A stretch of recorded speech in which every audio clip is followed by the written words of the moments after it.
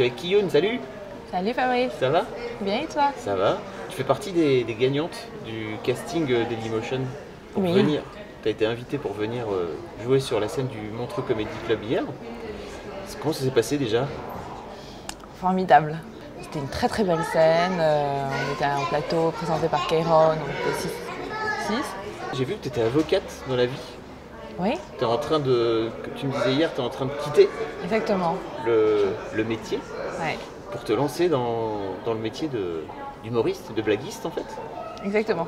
Je me suis rendu compte qu'il y avait plusieurs exemples d'humoristes qui étaient anciennement avocats, comme Sylvie Joly, De Maison, Madénian, etc.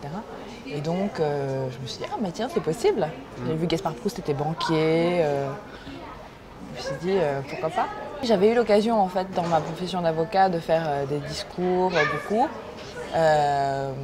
et de faire quelques blagues, et de me rendre compte que j'adorais le moment où, en fait, les gens rigolent, et c'est un super moment.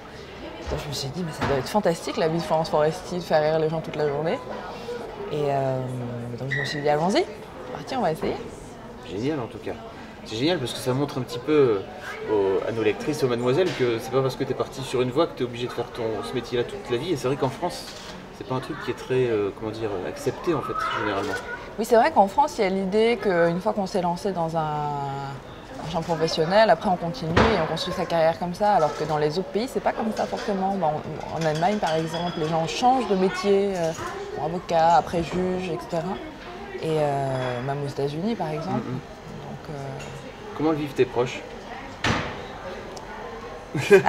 alors, mes amis, Ouais. on va commencer par... mes amis sont formidables, ils me soutiennent à fond, ils sont super, ils m'ont tous encouragée dès le début. Alors qu'évidemment au début, quand j'ai décidé de faire ça, j'étais quand même un petit peu inquiète. Et j'avais quand même 2-3 sources un petit peu de stress. Et mes parents aussi. Même si pour ma maman forcément c'est un petit peu difficile. Voilà, parce que c'est moins de sécurité forcément. Ouais. T'as un moment génial dans ton spectacle où tu parles de ton rapport à ton père. Oui. Parce que ton père en fait aurait voulu avoir un fils. Oui, enfin mes parents, Tes mes parents deux parents. Tes deux parents Kiyun, c'est un prénom donc, qui a été fabriqué de toutes pièces par mes parents, hein.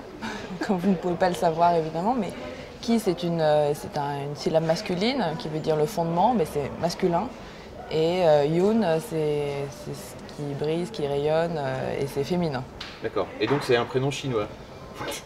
C'est un prénom chinois, oui, ou japonais, puisque comme chacun le sait, en Asie, il y a 2 pays. Arrive à ce moment-là, évidemment, la question sur les origines. Le chauffeur me demande, vous êtes chinoise ou japonaise? Oui, parce qu'en Asie, comme vous le savez, il y a 2 pays. La Chine, qui est un grand pays, où les enfants fabriquent des Nike, et le Japon, qui est un petit pays, où les enfants portent des Nike. Alors en général 2, mais parfois 3 ou 4 en fonction de la distance qui les sépare de Fukushima.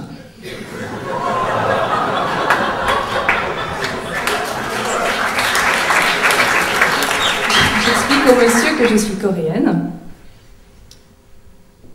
Et là, il me demande Corée du Nord ou Corée du Sud? Alors là, c'est très touchant parce que c'est une question clin d'œil. C'est une façon de me faire comprendre hey, je suis pas mal au courant de la situation géopolitique de ton pays. Je dis au monsieur que je viens de Corée du Sud, là où les gens sont non pas plus bronzés, mais plus vivants. Pour l'instant, comment ça se passe? Alors t'as un sketch? T'es en train d'écrire la suite de ton spectacle? Oui, non, j'ai plusieurs sketchs. Ouais. J'en ai des testés, j'en ai des pas encore testés. C'est-à-dire aller en scène ouverte avec un public pour voir si ça prend ou si ça prend pas. Parce que parfois, il y a des vannes qu'on écrit en se disant « Oh, ça va être super drôle ». Moi, ça... En fait, on arrive et personne ne rigole. Donc celles-là, il faut les barrer. Et donc, je suis en train de construire progressivement un spectacle. D'accord. Lancement quand alors, prévu? J'ai pas de prévision de date, mais j'aimerais bien au printemps prochain. Merci beaucoup, Kiyun. Merci Fabrice. Ciao, ciao. Ciao.